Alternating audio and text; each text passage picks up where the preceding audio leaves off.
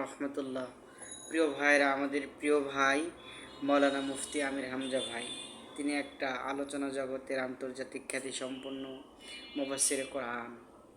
কিন্তু আসলে বিগত 3 বছরে ভাইয়ের প্রতি যেই জুলুমটা করা হয়েছে, তার আজকে আইনজীবী যেই বার্তাটা আমাদের দিয়েছে, তার প্রতি যে নির্যাতনগুলো করা হয়েছে সহ্য করার মতো নয়, মেনে নেওয়ার মতো নয়।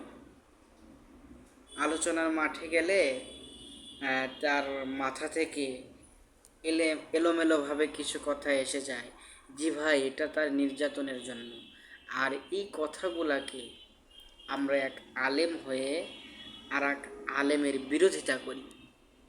মৌলানা আমির হামজা ভাই একটা আলোচনার মধ্যে বলে ফেলেছিল, আল্লাহ রসুলকে তিনি সাংবাদিক বলেছিল।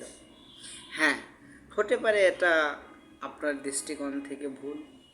আপনি কি করেন, ভাইয়ের ভুলটাকে ধরে দেবেন, তা না বলে এনায়েতুল্লাহ আব্বাসী সাহেব কী করলো, তাকে কাফের ফতোয়া দিল।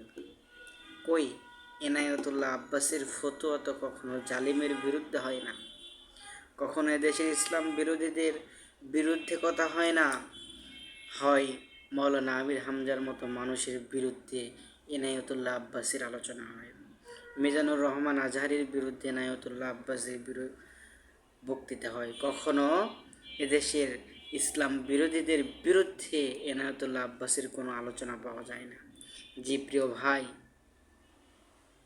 আসুন আমরা মিলেমিশে একত্রিত হয়ে দেশটাকে গড়ি সুন্দর, সমৃদ্ধ, সৎ এবং দক্ষ নিজেরা হয়ে উঠি এবং সোনার বাংলাকে আমরা সোনার বাংলাদেশে পুরো রূপান্তরিত করি।